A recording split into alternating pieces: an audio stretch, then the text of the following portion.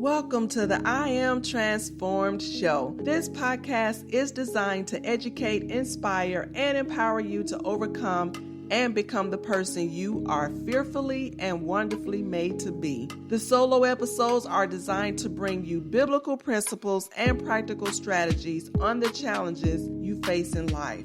Guest interviews from real people with real life and powerful transformations will also be conducted to give you solace to know you are not alone and you do not have to journey through life alone. During each episode, your mind, heart, and spirit will be challenged to help you make the necessary changes you need to make to live an intentional and purposeful life. With the help of the Lord, I am here to help you do the work so that you can proclaim, I am transformed. I am your host and No Excuses Life Transformation Coach, Dr. Veronica Outlaw. Welcome and enjoy this next episode.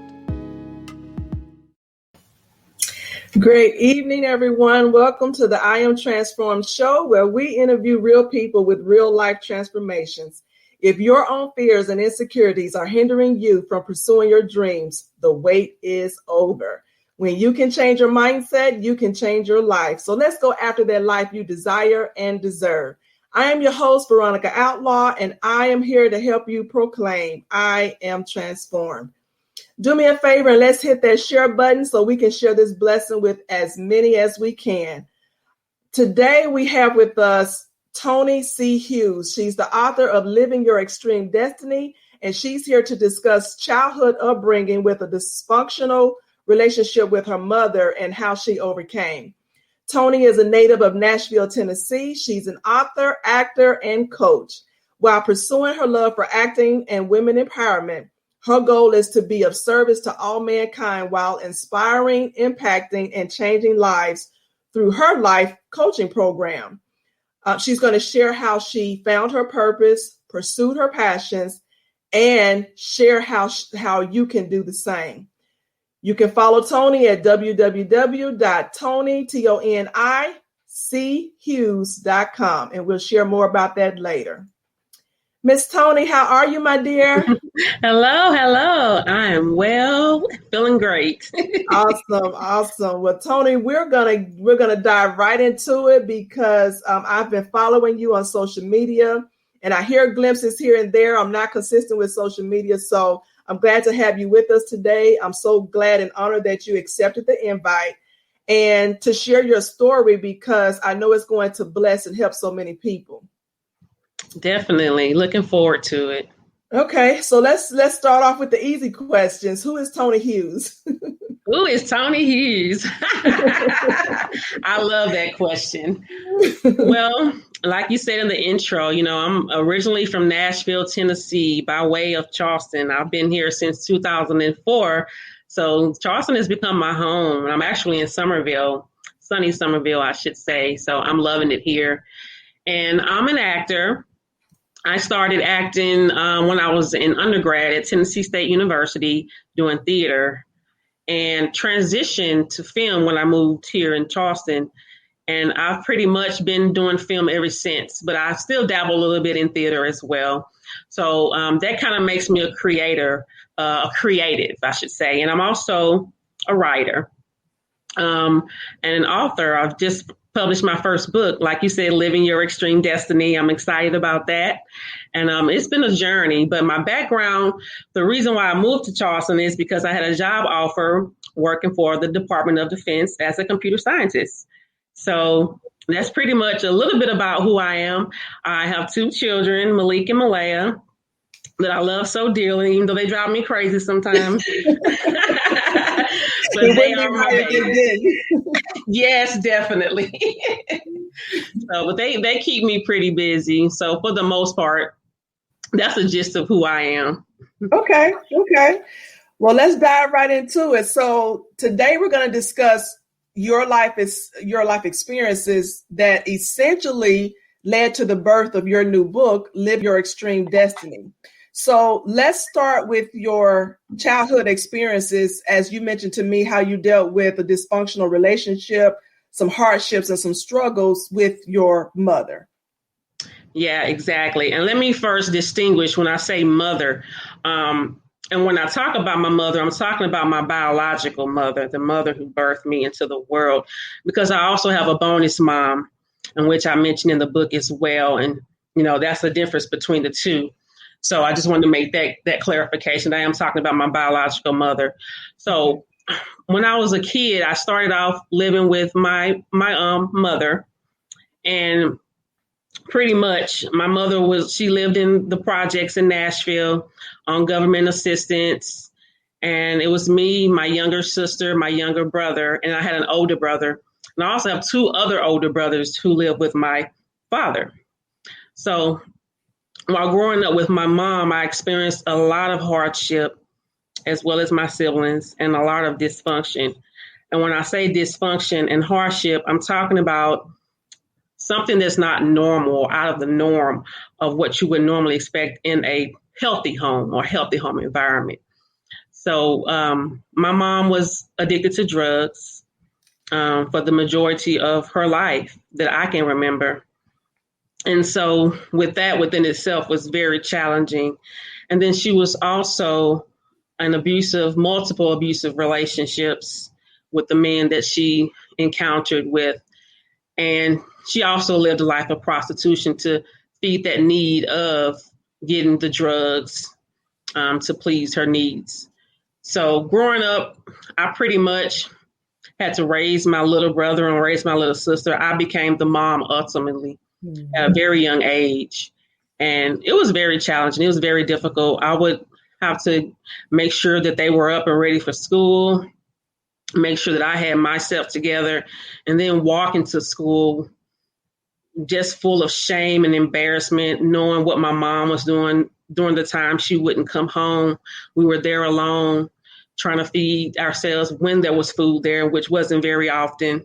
We had sporadic moments of time the refrigerator was full, and then moments when there wasn't anything there. So we did what we could do. So during the times I would walk to school, very ashamed because for the most part, I stayed to myself. I was very quiet as a young child, which today nobody would ever think that because I'm very outspoken now. But growing up in that type of environment, it makes you isolate yourself because you see your friends happy and talking about their mom or their dad doing different things and being involved in their life when my mom wasn't there. And that's pretty much the dysfunction and the hardship that I experienced growing up. And I always say, I remember a time when I couldn't get in the house. We couldn't get in the house coming home from school. So we would climb on the railing on the porch and climb in the window to get in. So that was one experience. And then just growing up in the projects and in that environment, already dealing with the drug addicted mom, abused the mom, being neglected in that area. There were times at night when we would hear helicopters flying around trying to find somebody who's committed a crime or done something they had no business doing. So a lot of times I would come home from school with homework and just trying to stay focused, trying to keep a level head, trying to get comprehension and understanding of the work when it was already difficult being in school with all these things on my mind, thinking about the needles that I saw when I would walk down the hall and see the door cracked up with my mom, having sex with someone. And during the times I would walk in the room when she wasn't in there and would see needles laying around and, different other apparel for drug use, things like that. And all I wanted to do was just learn who she was because we didn't have an intimate relationship. We didn't have a connection. We didn't have a bond as a mother and daughter. So I felt a void in my heart and in my life. And I had always wondered what it would feel like to have a mom just to have a conversation with me. So that was something that I didn't experience at a young age. And so I took what I could and I guess just learned the hard way on different things that you need to learn as a young child, especially as a teenager going through adolescence and going through different things, puberty, learning different things on my own was very, very challenging. So that within itself was a hardship that I can say that I experienced, as well as my siblings. Mm-hmm. Has that relationship with your mom been repaired? Well, today, my biological mom is deceased. Okay. She passed back in 2008.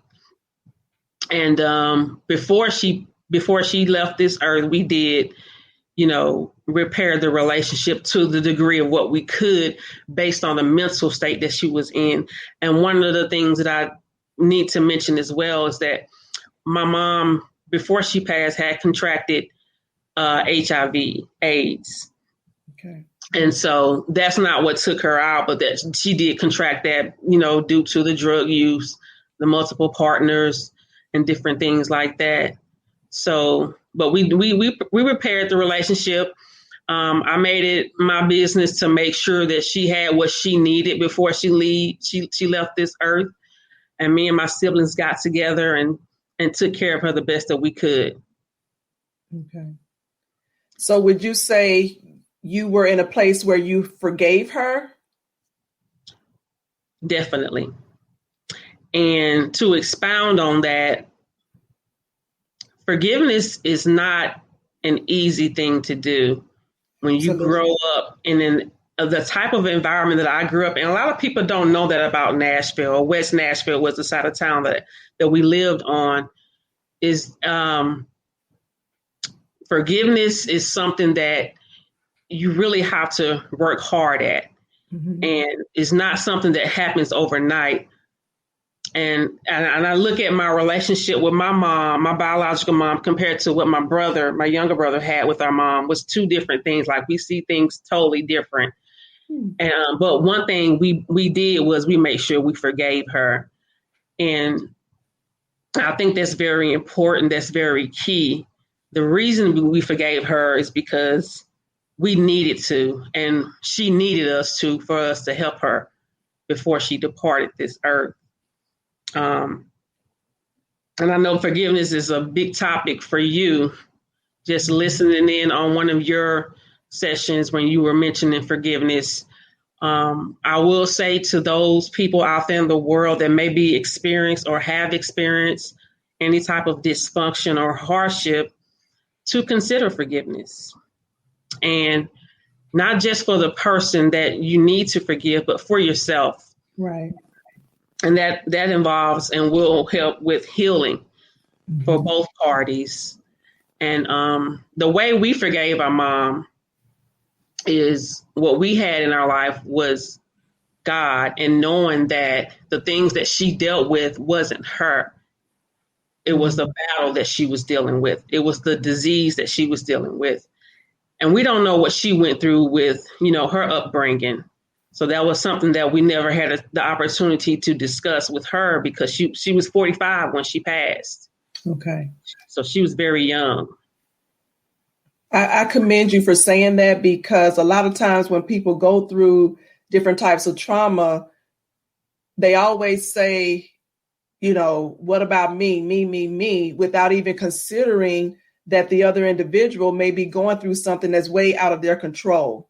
Sometimes it's not intentional, but when you do have people who are addicted to different substances or whatever the case may be, whether, there's an illness mentally or whatever, we have to consider that these people are not functioning from a healthy place. And so when you say, well, I can't forgive her because she did X, Y, Z to me, in my view, first of all, you stop and pray for that individual and assess the situation outside of me. Right, Consider, exactly. Not taking away from the horrible things that happened to you, or how it made you feel, or how it made you function as an adolescent or even as an adult, whether that spilled over into other relationships or not taken away from that, because the damage is done. But right. When you do have empathy for looking outside of yourself and saying, you know what, this person wasn't well. They may or may not have meant to do this to me, and try to offer their forgiveness. But exactly like you said, there's a process to it. There's no black and white blueprint. Your journey is going to be your journey. So I commend you for saying that was key to mention. Definitely. I appreciate that. And another thing to consider with forgiveness is knowing that, it's the situation that needs to be forgiven. Yes, you can forgive your parent or whoever the other person is that's caused you hurt or pain, but the situation is what needs to be addressed. Right. And I do a lot of talking about that and intend to do in future coaching sessions as well. Okay. So talk about how you overcame all of that, because now one of the questions I have is, how did all of that spill over into your adult relationships? Well, I'll first start by answering how did I overcome? Well, the way I overcame was during the time I was living with my biological mom. She got to a point where she wasn't able to take care of us anymore. So we ended up having to live with my dad. And I was probably around about 12 at this point, moving in with him. And that was when my dad, it was a totally different environment. And the environment that I experienced with my mom was like night and day compared to what I experienced with my dad. He basically told us, if you're going to live with me, then you're going to have to go to church regularly. That's for Sunday school, Sunday service, Sunday night service, Wednesday Bible study, Friday service. We got drilled. Right. And we were actively involved in everything, especially me. I don't know what it was about me, but my dad made sure, and I guess because I was the oldest between my younger brother and younger sister, he wanted to make sure that I could lead. That's all I can really think of. But bless his soul, he's no longer living either. But that's pretty much what was the turning point for me. And just learning about God, learning to connect, reading my Bible daily, having that solid foundation, having that connection with God and that relationship, that one-on-one, which grew in me and still is in me today, really helped me with not just the relationship that I had with my mom, but in all of my relationships. Nobody is perfect. Right. My mom wasn't perfect. My dad wasn't perfect, but he lived a life and set an example as a God-fearing man, a minister, because he was also a minister. We had our own church. We had a family-based church in Nashville, and I did everything you could do in church, and he made sure that he kept me actively involved. And that is where my foundation lies. And that is what helped me in forgiveness in that area and help with healing and overcoming and just having him as a guide. And then there was also my grandmother. And she was a very, very strong person in my life as a role model who taught me a lot about womanhood and a lot about faith and a lot about belief and happiness. And those two people were my biggest supporters in life. And so I'm eternally grateful to them for everything that they've done for me. And that was pretty much what helped me overcome, using God as the stepping stool and letting him just take the lead in my life. And I would get on my knees and pray when I would experience different things in school, when I wouldn't open up, when I was by myself. And then has that affected some of my relationships? Yes, it has. And I was married to my children's father for 19 years. So we're no longer married. But I will say that a lot of the things that I experienced, I took it into my marriage. Mm-hmm. And I will say that those experiences as a child, I believe that I've learned a lot from those experiences growing up. And now that I'm an adult, those experiences definitely did pour over into my adulthood. But I think that one of the things that helped me was not only having God and having the spiritual foundation that my father gave us when we moved in with him, but also just having a coach, having mentors. And then I also had therapy. Okay. I'm not going to get into all the therapy that I had, but a sister girl had a lot of therapy. Okay. And I was just about to ask that because a lot of people go through different traumas and they don't get the help that they need. They go off and they get married, like you said, married 19, 20, 25, 30 years and never got the treatment for trauma that happened 30 years ago, and not realizing that it's a byproduct of how they're acting or behaving or thinking that spills over into other relationships. So would you say that your therapy helped you, or is there still work to do? I will say this, because I got asked that question by one of my coaches also, did therapy help me and would I recommend therapy? And my answer was yes, I would recommend therapy, but I was actually in therapy for something else. Okay. And it had nothing to do with my mom. Now, in some sessions, I did mention her, and I openly, expressed this because I believe that therapy is beneficial for what it's used for. But I also recommend a coach, as the two are different. And the reason why I say I recommend a coach, because it wasn't until I started using a coach that I realized my purpose.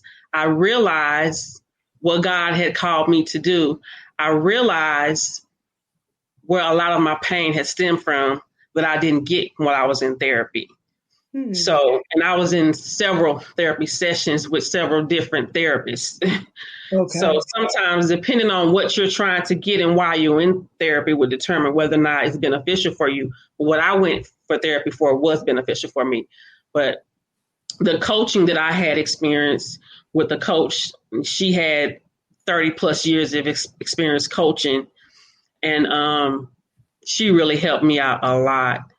And I think that was a definite way for me to push through and to get to where I am today. Before we go into your purpose, I want to address happiness, because I've had that question come to me over the past week or so. People declaring that they're not happy and they're thinking that they can find happiness in another human being. So address happiness. What does happiness mean to you? How do you get it? And so forth. That's a really good question.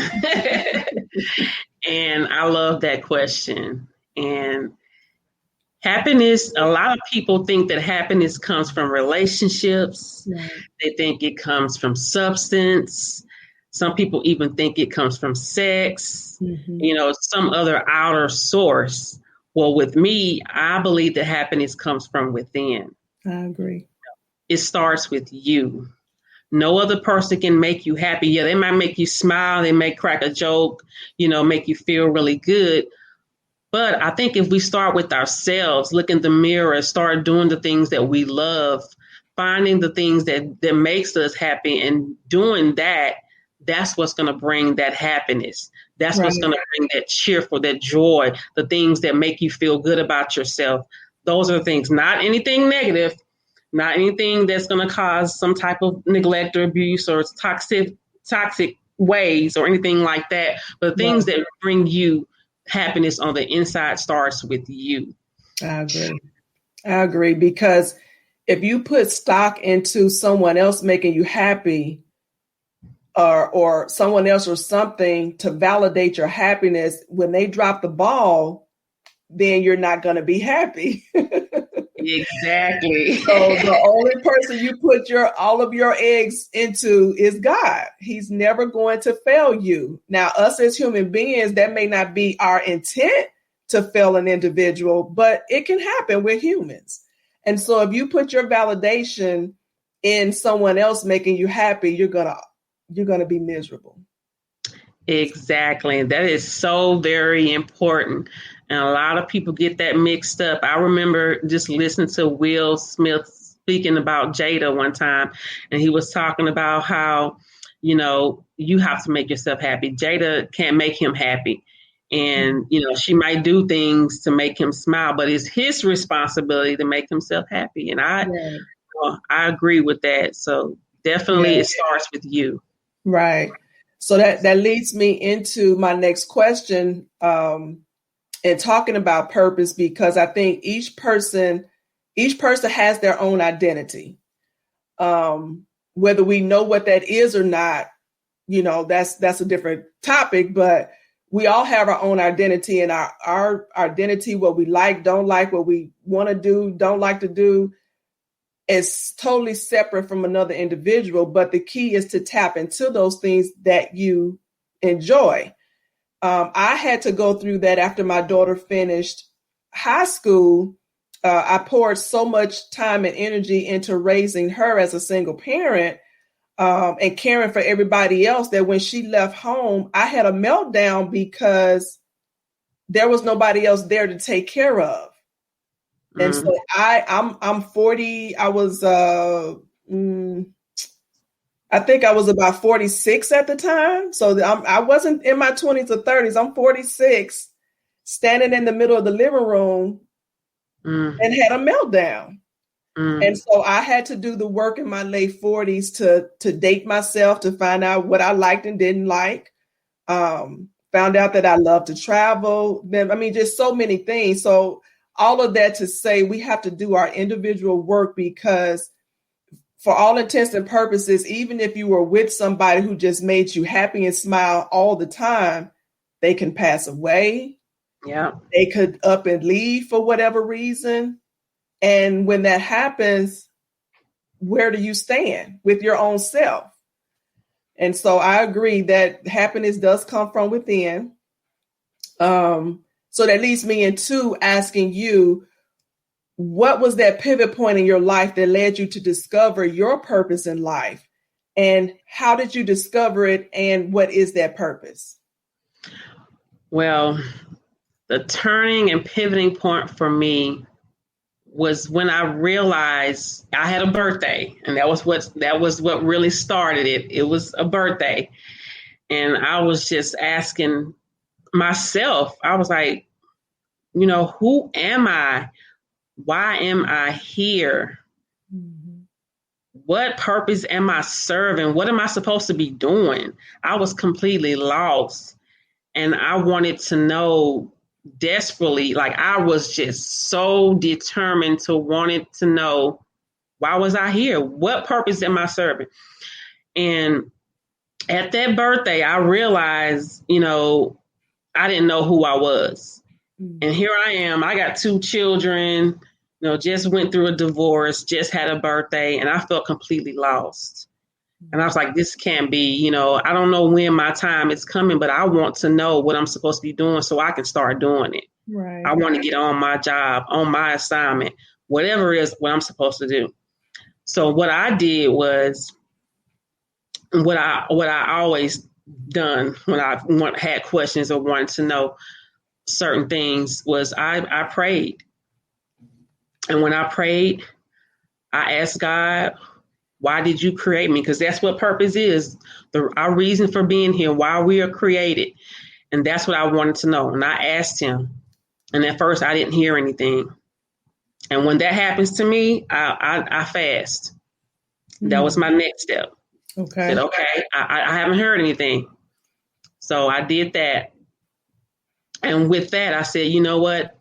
Normally when I haven't heard anything at this point, then I know that connection that I have with God, I need to strengthen it. So I started to read my Bible. So those were the 3 steps that I recommend doing. And that's what works for me. And that's what worked for me. And then at that point, I was also in coaching sessions. And this was a discussion that came up, a topic that came up in one of my sessions. And I was challenged by my coach to determine what that was. So not only did I take those 3 steps myself, but I went on the outside of that and hired a coach and worked through all of those questions And we came up with well, I'm going to say it was a breakthrough moment for me.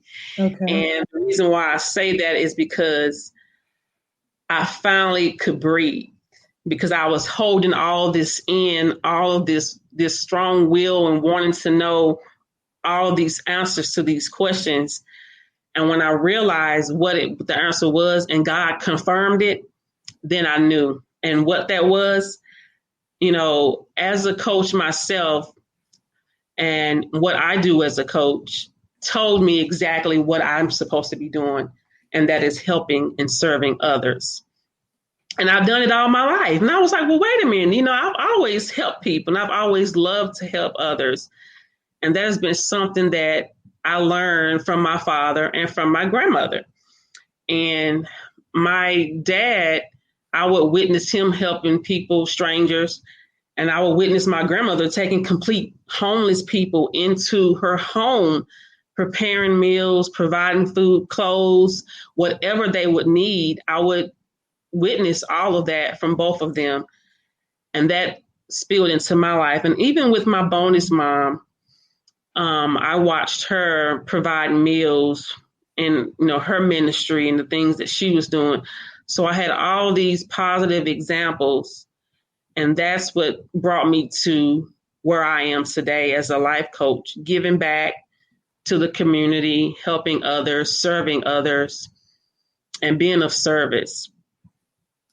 I hope I answered all your questions.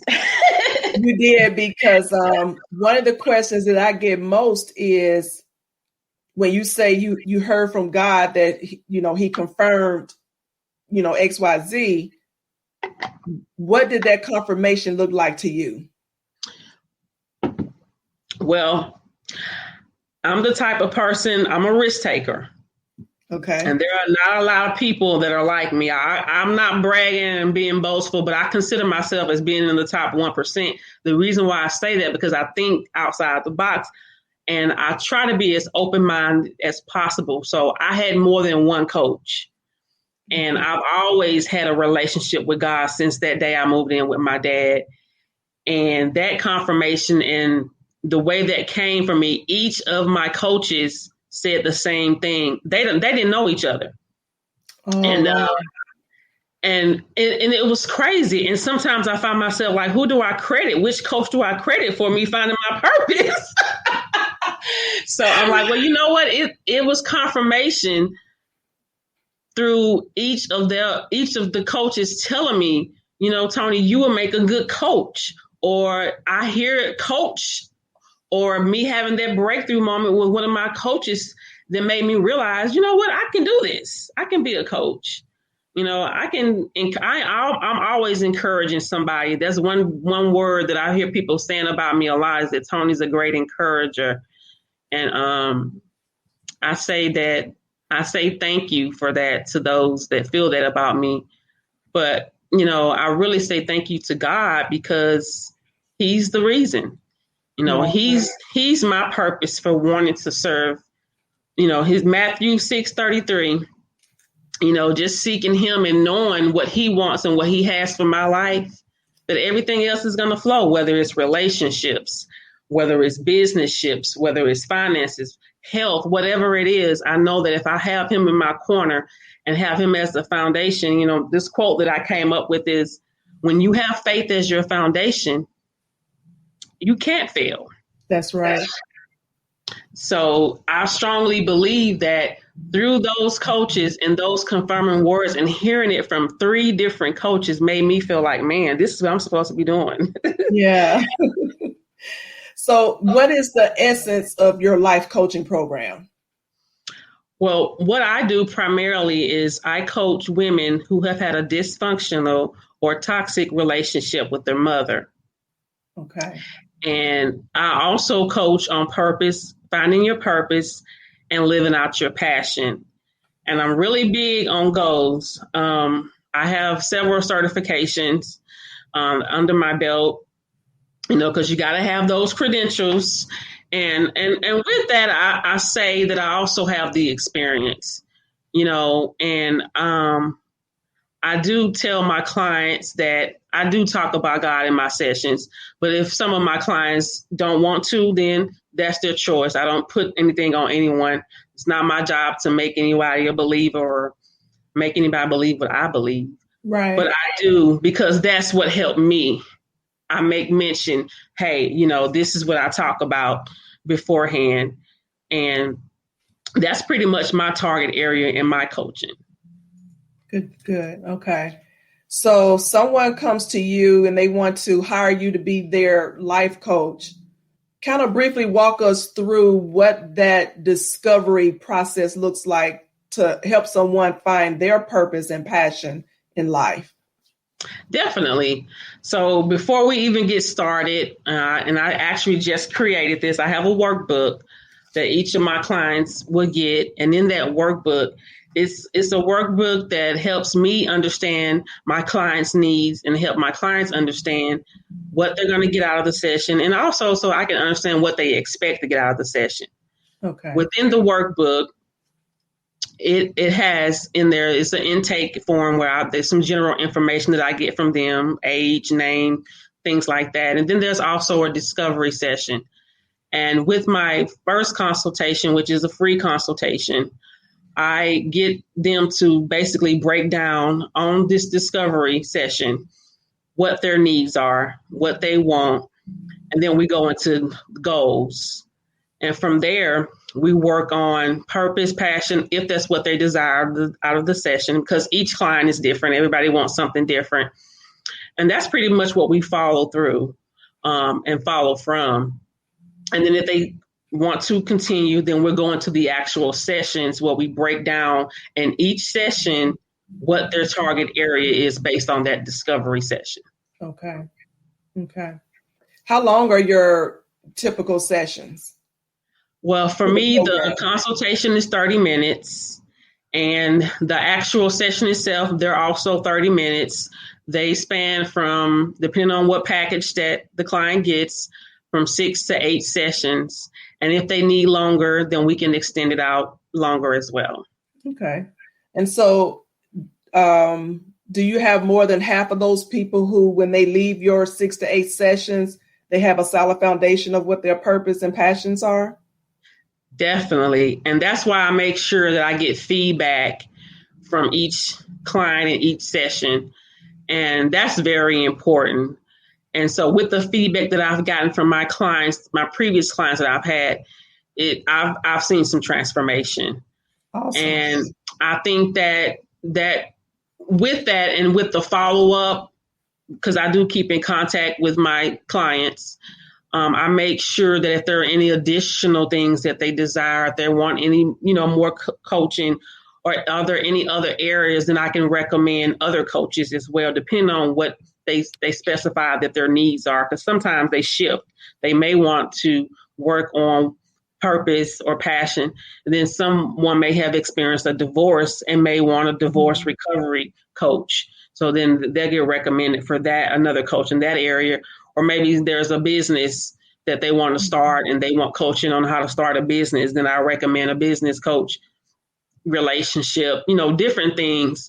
Right. But I think with the feedback that I've gotten so far, I feel pretty confident in the sessions. Okay. And that keeps me happy. And as long as the client is getting what their needs are, then I'm satisfied with that. Okay. How long have you been coaching? I actually just started coaching last year. Okay. So be coming up on a year in August. And it feels like it's been longer than that, but yeah. I'm excited about it. I'm looking forward to what's in store for the future. Definitely looking forward to more clients and just serving. Okay. So let's go into Living Your Extreme Destiny, your new book just released. Talk about the essence of the book and how did you get there? What was the process for you to be ready to put this in print out to the public?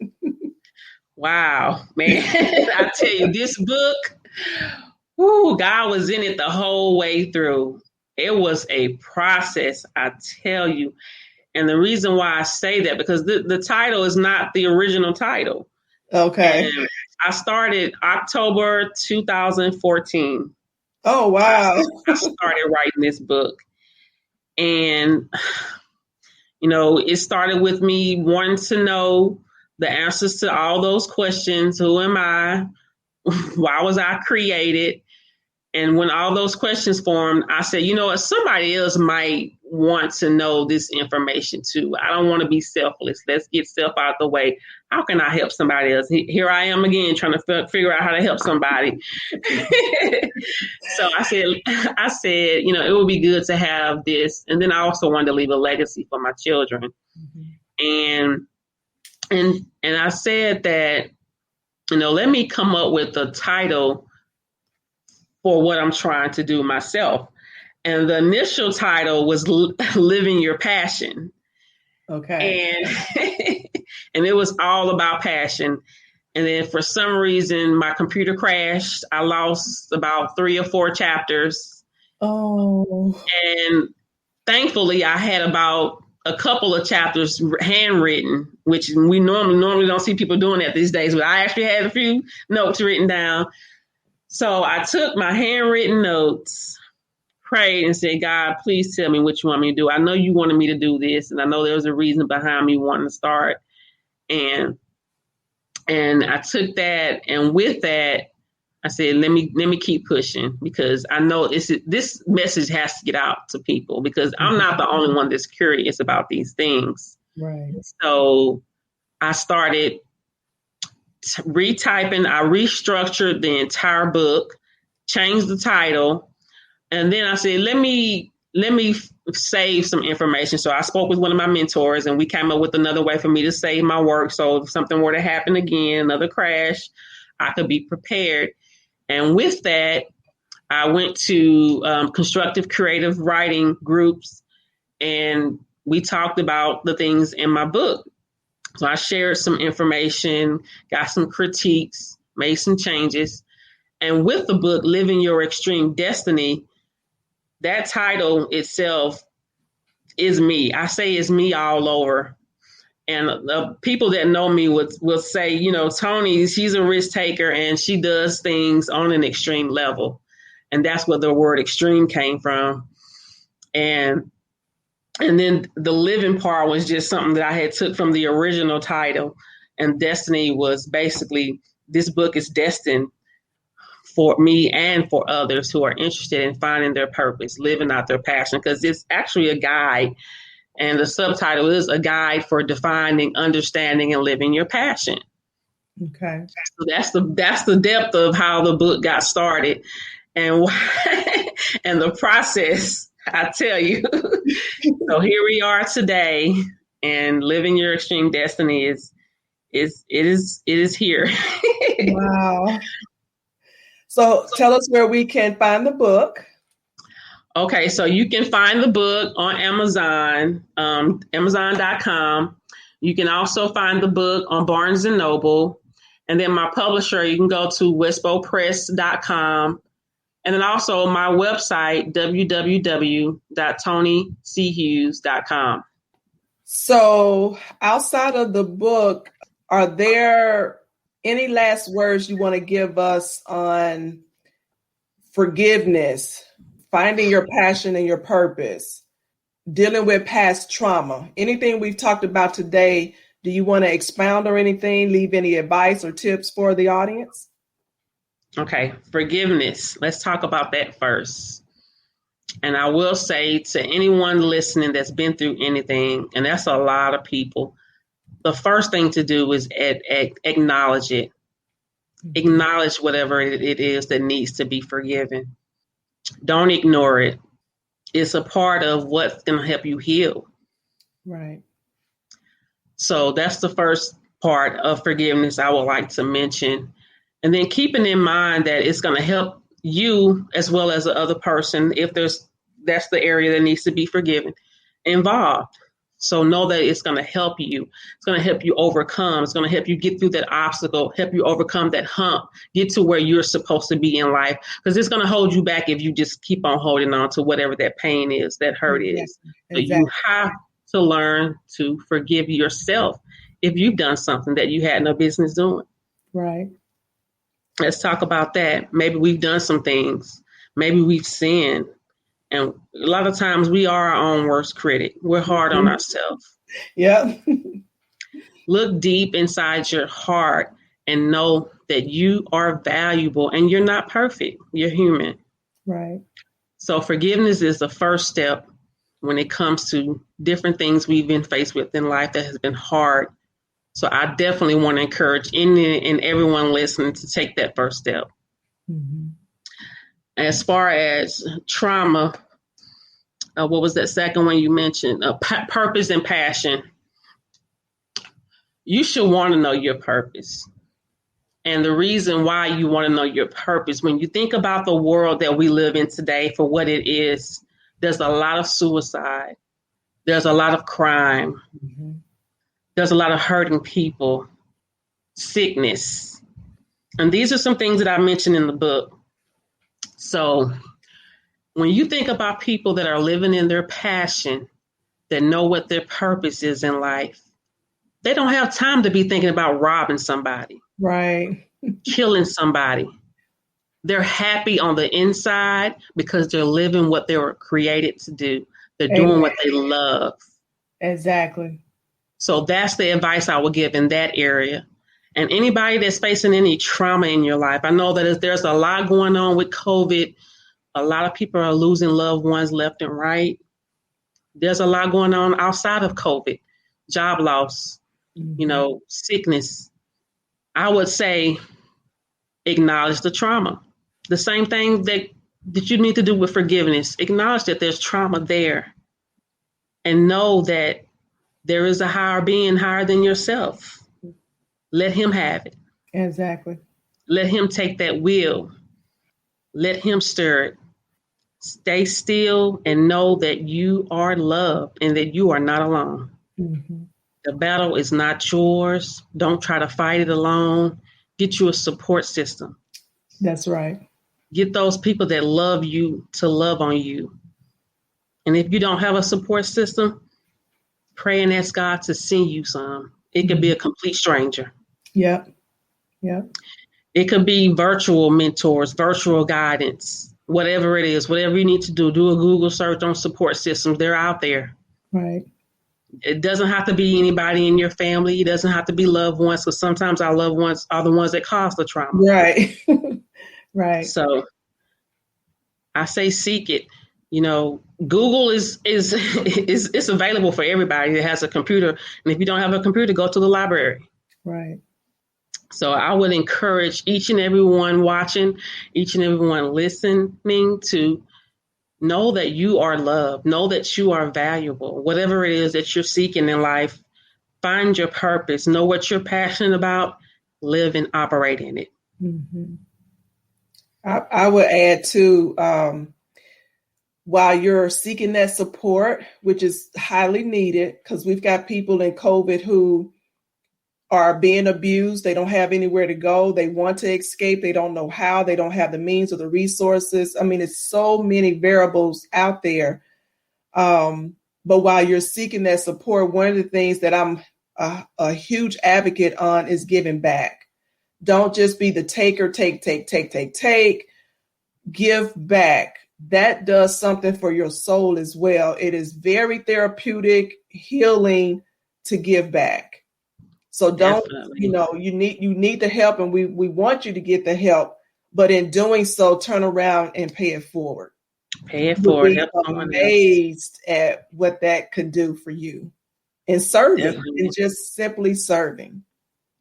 Exactly. I totally agree. I had an experience this morning. I woke up and I was like, I was feeling good. And then all of a sudden something came over me and I was like, wait a minute, where did this little energy come from?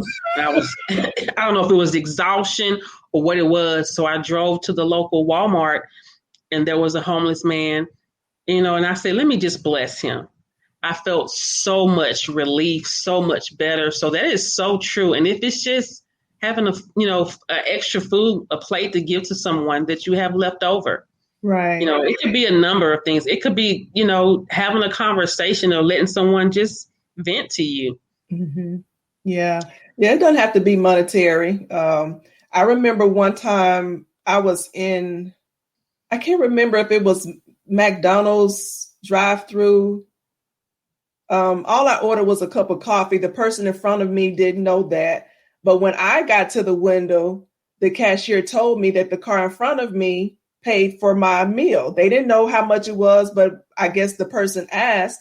She told them how much it was, and that person paid for my cup of coffee. Mm-hmm. And so I then turned around and gave the cashier money for the person behind me. So just imagine that domino effect if everybody just paid for the person behind them. It was an awesome feeling. You don't go around and boast and brag about it. That's not the purpose of it. But, just sharing that to give an example, for example. Yeah, and a lot of people say that, in the Bible, it talks about not sharing that information. And of course, you want to obey what the Bible says and also be an example. And sometimes that does say that, not to negate away what the word says, but if we can be an example and show that what we have done to help someone that could have changed their lives, then that'll help encourage someone else to do the same. Like you said, pay it forward. Right. Yeah, we're not on here boasting. And, it would be different if I got on Facebook and said, hey, I gave this, money to this homeless or whatever. Yeah, don't do that. Exactly. Don't do that. But to share an example of what that looks like. And like you said, it could just be you sat down one day and you called somebody that you haven't called in a long time. If God presses somebody on your heart, then apparently they, reach out and call them. I need to do a better job of that. A lot of times people fall on my mind. I don't know why. But if I take a moment to call, you never know what comes out of that conversation that could bless them in that moment. So just taking the time to give a call or shoot a text and say, I love you, or, whatever the case may be, doing something that you normally don't do is that thing you're supposed to do in the moment. So if it's helping the homeless, if it's, paying for the person behind you, if it's serving at a shelter, whatever that is, do something. But, going back to the original thought, don't be the person who just takes and takes, because that's an abusive relationship when it's one-sided. Exactly. So, yeah.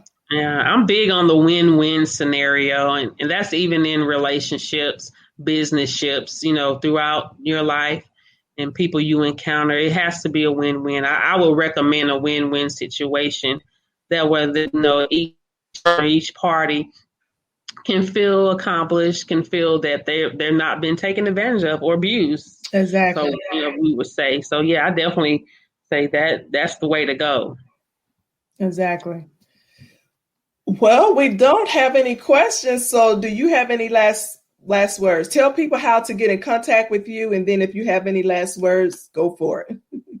Okay, definitely. Well, all of my social medias, Facebook is Toni C. Hughes. I also have a fan page, Toni C. Hughes Official. And then you can reach me on Instagram at Toni C. Hughes. Twitter is Hughes Toni C. And when I say Toni, it's Toni with an I, and Hughes is spelled Hughes. And the C, of course, C is in Cadillac. So I just want to thank you, Dr. Veronica, for this opportunity. I think this is a great thing and a great platform for everything that you do in your field. And I think that a lot of people will be blessed by this, not just our conversation, but all the other conversations that you've had. So I'm very grateful to you and to the audience that's listening and watching as well. Well, Toni, I thank you for accepting the invite. Look forward to following your journey. If there's ever anything you need from me, just, we're glued to the hip now. So all right now. I look forward to any collaborations that we can have in the future, because we both have that heart for women empowerment. And so, if there's room for us to collaborate on anything in the future, just you have my contacts, just reach out to me. Definitely. And I will say this to anyone that's interested I know we didn't really touch on the acting aspect and what I do as a creative, but I will be having a one-woman show towards the end of the year or early next year, depending on the venue that we're trying to get right now. I will say that in order to stay up to date on any other events, and even with the book, with different events that's going on with the book, people can go to my website at www.tonychughes.com to stay updated on the different events that we have going on. And I'm looking forward to, just everything that God has in store for us. I'm excited about the future. I'm excited about now. Yeah, amen. That's right. Well, again, thank you, Toni, and thank you, everyone, for tuning in to the I Am Transformed show, where we interview real people with real life transformations. The goal is to educate, inspire, and empower you to your next level, because we have kingdom work to do. So until next time, continue to declare and decree, I am transformed. God bless you all. The host from the I Am Transformed show would like to hear from you. If you have a transforming story to share, questions to ask, a commercial you would like to broadcast, or become a sponsor, email us at iamtransformedshow@gmail.com. Those with questions or comments, rest assured your identity will not be revealed on the show. If you have been blessed, we love you to be a blessing to others by being a special guest on the show.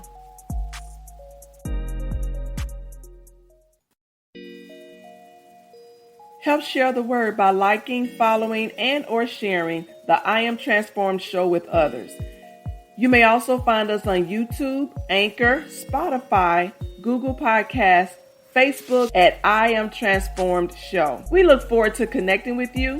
You may also support the show by sending donations to PayPal at www.paypal.me/Veronica Outlaw or via Cash App at $Veronica Outlaw. We thank you in advance, and we speak blessings over you and your family.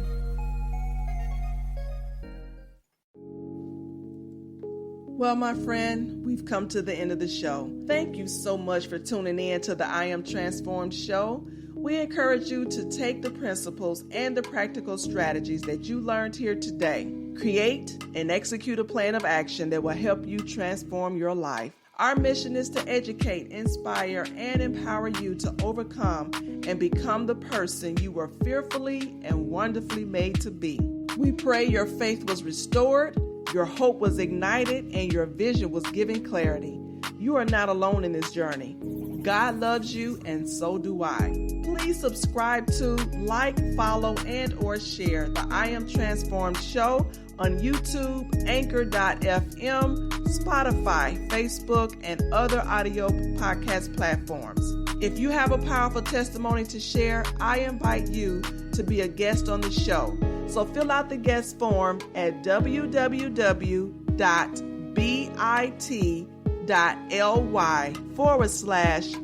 Am Transformed Show. You may also support the show with donations being sent to Cash App, $Veronica Outlaw, or paypal.me/Veronica Outlaw. If you would like to sponsor a spot on the show for your business or ministry, please email iamtransformedshow@gmail.com. It was an absolute honor and pleasure to serve you today. I am your host and no excuses life transformation coach, Dr. Veronica Outlaw. Press your way each day with God first, and have an awesome day on purpose and with purpose, and do it with a smile. May God bless you.